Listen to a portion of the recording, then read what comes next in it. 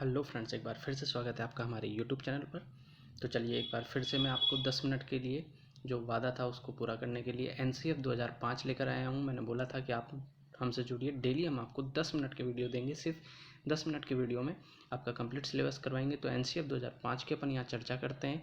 ये पहला वीडियो है। इससे पहले यदि आपने हमारे वीडियो देखे हों तो आरटी 2009 के थे जो हमने कंप्लीट कर दिया। आरटी 2009 के काफ़ी इंपॉर्टेंट क्वेश्चन यदि आपने नहीं देखे हैं वो तो डिस्क्रिप्शन में मिल जाएंगे, आप पिछले वीडियो में हमारे जाके देख सकते हैं। तो अपन बात करते हैं एनसीएफ 2005 की, राष्ट्रीय पाठ्यचर्या 2005 के बारे में बात करेंगे। ये सभी एग्जामों के लिए इंपॉर्टेंट है, जैसा कि आपको पता है C TET, TET, REET, NVS, KVS, UP TET, RPS, ये सभी एग्जामों में ये सिलेबस में है। और इससे बाहर कुछ भी नहीं आएगा, क्योंकि जो भी इंपॉर्टेंट टॉपिक हैं इसके, जो भी इंपॉर्टेंट, आप वैसे तो इसको काफ़ी बड़ा है ये टॉपिक, लेकिन अगर कुछ इसके मेजर पॉइंट निकालें तो वो हमने इसमें डाले हुए हैं, इसलिए इससे बाहर आने के बहुत कम चांस है। अभी तक जितने भी आप एग्जामों में देखोगे तो सब आपको यहाँ पर मिल जाएगा। तो चलिए इस पर अपन चर्चा करते हैं। तो एनसीएफ 2005 के बारे में अपन बात कर रहे हैं आज। तो यह है नेशनल करिकुलम फ्रेमवर्क 2005, यानी कि राष्ट्रीय पाठ्यचर्या 2005 की जो रूपरेखा थी। राष्ट्रीय पाठ्यचर्या 2005 की जो रूपरेखा थी उसके बारे में अपन चर्चा करेंगे।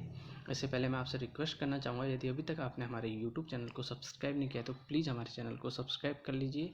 और अगर आपको वीडियो पसंद आए तो लाइक और शेयर का बटन जरूर दबाइएगा। साथ ही साथ पास में आने वाले बेल आइकन को भी प्रेस कीजिए, जिससे कि आने वाली हमारी वीडियोज़ की नोटिफिकेशन आपको मिलती रहे। तो चलिए नेशनल करिकुलम फ्रेमवर्क 2005 की अपन बात कर रहे हैं। तो फर्स्ट जो एनसीएफ यानी कि नेशनल करिकुलम फ्रेमवर्क वो हुआ था, वो स्थापित किया गया था 1975 में, 1975 में हुआ था। सेकंड जो द्वितीय बनाया गया था वो बनाया गया था 1988 में, 1988 में बनाया गया था। और जो थर्ड था वो NCFSE नाम से बनाया गया था, यानी कि उसमें national curriculum framework secondary education भी नाम जोड़ा गया था। ये जोड़ा गया था 2000 में।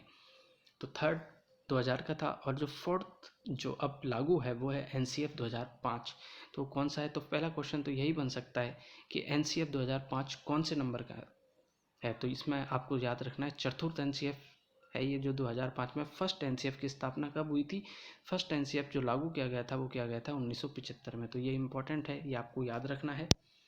इसके बाद में अपन बात करते हैं एनपीई यानी कि राष्ट्रीय शिक्षा नीति जो लागू की गई थी। पहली राष्ट्रीय शिक्षा नीति बनाई गई थी वो कब बनाई गई थी? 1986 में। ये क्वेश्चन भी काफ़ी बार पूछ लिया जाता है कि राष्ट्रीय शिक्षा नीति कौन से सन में बनाई गई थी। तो एनपीई जो राष्ट्रीय शिक्षा नीति है वो 1986 में बनाई गई थी। चलिए इस पर नोट है। और एक बात करते हैं अपन, एनपीई 1986 में इस बात पर बल दिया गया पाठ्यचर्या को भारतीय संविधान में वर्णित राष्ट्रीय चरित्र निर्माण की पृष्ठभूमि तैयार करनी चाहिए। जो एनपीई यानी कि राष्ट्रीय शिक्षा नीति, उसमें इस बात पर बल दिया गया पाठ्यचर्या को भारतीय संविधान में वर्णित राष्ट्रीय चरित्र निर्माण की पृष्ठभूमि तैयार करनी चाहिए।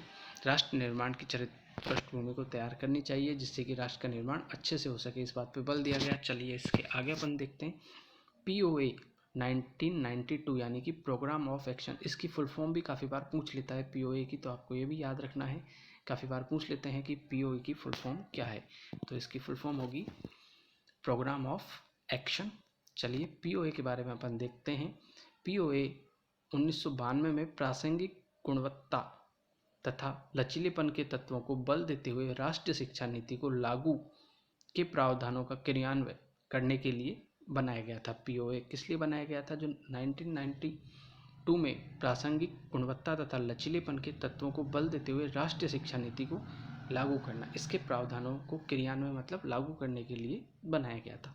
अब इसमें जो 1992 के बाद में जो बातें हुई, यानी कि 1993 में यशपाल समिति बिना बोझ के शिक्षा, बिना बोझ के शिक्षा को सबसे पहले जिसने सजेस्ट किया था तो वो समिति का नाम था यशपाल समिति।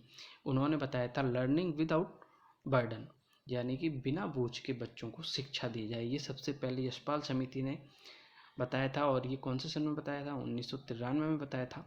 तो ये काफ़ी बार ये क्वेश्चन भी पूछा गया है, इंपॉर्टेंट क्वेश्चन है कि बिना बोझ की शिक्षा या लर्निंग विदाउट बर्डन किसने सजेस्ट किया था, किस समिति के द्वारा बताया गया था। तो ये आपको याद रखना है, ये बताया गया था यशपाल समिति के द्वारा। अब एनसीएफ 2000 की अगर अपन समीक्षा करें कि इसके क्या महत्वपूर्ण टॉपिक थे, तो ये इसके द्वारा यशपाल समिति पर पुनः जो टॉपिक थे यशपाल समिति ने जो सजेस्ट किए गए उनके बारे में चर्चा की गई थी। इसमें 21 फोकस समूह, पहला तो इसमें था 21 बिंदु थे, उनको फोकस किया था मैन। तो सेकंड था एनसीईआरटी के 5 क्षेत्रीय कार्यालय हों। तो एनसीएफएससी सेकेंडरी एजुकेशन जो बनाया था 2000 में, उसने 2 बातों की समीक्षा करी कि यशपाल समिति ने जो सुझाव दिए थे उनको वापस से एक बार समूह को देखना चाहिए, 21 समूह जो फोकस किए थे। दूसरा एनसीईआरटी के 5 क्षेत्रीय कार्यालय बनाए जाने चाहिए। तो एनसीईआरटी की फुल फॉर्म क्या होती है, पहले तो अपन ये देखते हैं। तो एनसीईआरटी की फुल फॉर्म होती है राष्ट्रीय शैक्षिक अनुसंधान एवं प्रशिक्षण। एनसीईआरटी की फुल फॉर्म होती है राष्ट्रीय शैक्षिक अनुसंधान एवं प्रशिक्षण। चलिए इसके बाद में अपन चर्चा करते हैं इसमें क्या आएगा।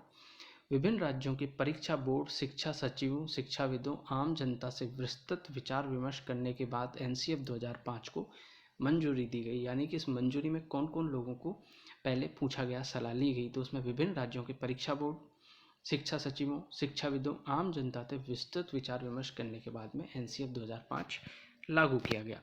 एनसीईआरटी की अब अपन बात करते हैं। तो एनसीईआरटी ये 1961 में बनाई गई। एनसीईआरटी का बनाई गई 1961 में नई दिल्ली में। इसका हेड ऑफिस कहाँ है, नई दिल्ली में इसका हेड ऑफिस है। और एसआईईआरटी 1978 में बनाई गई और इसका हेड ऑफिस उदयपुर में है। और ये किस समिति के अप्रोच से बनाई गई, यानी किस समिति ने इसका सुझाव दिया था, इसका सुझाव दिया था मेहरोत्रा समिति के द्वारा इसका सुझाव दिया गया था। इसके बाद में अगर अपन डाइट की बात करें कि डाइट किस प्रावधानों के तहत बनाया गया, तो डाइट बनाया गया था एनपीई 1986 के प्रावधानों के तहत डाइट बनाया गया था। अब ये लास्ट जो है ये काफ़ी इंपॉर्टेंट है, ये क्वेश्चन बार बार पूछा जाता है, तो इसको आप एक बार अच्छे से देखिएगा। क्या है ये, एनसीईआरटी के 5 क्षेत्रीय कार्यालय कौन कौन से हैं। तो ये आपको याद रखना है, 5 क्षेत्रीय कार्यालय हैं। इसके टोटल कितने क्षेत्रीय कार्यालय हैं, 5 हैं। उसको आप किस प्रकार याद रखोगे, चलिए एक बार तो अपन देखते हैं। पहला अजमेर में है, फर्स्ट, सेकंड भोपाल में है, थर्ड मैसूर में है, फोर्थ भुवनेश्वर में है, फिफ्थ शिलोंग में है। तो ये 5 क्षेत्रीय कार्यालय हैं, इनको आपको याद रखना है। कैसे याद रखोगे, ए MBBS, MBBS, ऐसे आप कोई भी नाम याद रख सकते हो, यानी कि ए ने MBBS किया। तो इस प्रकार आप याद रखोगे, ए से अजमेर, एम से मैसूर, बी से भुवनेश्वर, बी से भोपाल और एस से शिलोंग। तो इस प्रकार आप इसको थोड़ा सा इजी रहेगा आपको याद करने में, इसके इससे नाम बना सकते हो। एन ने क्या किया, MBBS किया। तो इससे आपको याद रह जाएगा कौन कौन सी जगह है। ए यानी कि अजमेर है राजस्थान में, भोपाल है MP में, मैसूर है कर्नाटक में, और भुवनेश्वर है उड़ीसा में, और शिलोंग है मेघालय में। इस प्रकार एनसीईआरटी के 5 क्षेत्रीय कार्यालय हैं। इसके ऊपर काफ़ी बार क्वेश्चन पूछा जाता है, डिस्ट्रिक्ट भी पूछ सकता है इसके, और इसके स्टेट के पूछ सकता है कि कौन सा कार्यालय किस स्टेट में है। तो ये आपको काफ़ी अच्छी तरीके से याद रखना है। इनकी फुल फॉर्म और इनकी स्थापना एनसीईआरटी की कब हुई थी, 1961 में। इसका क्षेत्रीय कार्यालय है दिल्ली में। एसआईईआरटी की हुई थी 1978 में, ये उदयपुर है। डाइट की हुई थी एनपी 1986 के प्रावधानों के तहत। तो ये अपना जो टॉपिक था वो काफ़ी इंपॉर्टेंट टॉपिक था। इसके बाद में अपन नेक्स्ट वीडियो में इससे आगे के जो इंपॉर्टेंट टॉपिक बनते हैं उसके ऊपर चर्चा करेंगे एनसीएफ 2005 के बारे में। इससे पहले जो वीडियो हमारे आए हैं वो RT 2009 के थे। अगर आपने वो नहीं देखे, काफ़ी इंपॉर्टेंट थे, तो आप हमारे पिछले वीडियो में जाकर देख सकते हैं। आपको डिस्क्रिप्शन में भी उनके वीडियो मिल जाएंगे। और एक बार मैं फिर से आपसे रिक्वेस्ट करना चाहूँगा, यदि अभी तक आपने हमारे यूट्यूब चैनल को लाइक नहीं किया तो प्लीज़ हमारे चैनल को लाइक करिए, शेयर करिए और सब्सक्राइब करना ना भूलिएगा। साथ ही साथ पास में आने वाले बेल आइकन को भी प्रेस कीजिएगा। थैंक यू फ्रेंड्स, मिलते हैं नेक्स्ट वीडियो में आपको इसी के सेकंड वीडियो के साथ। हमसे जुड़े रहिए। Thank you.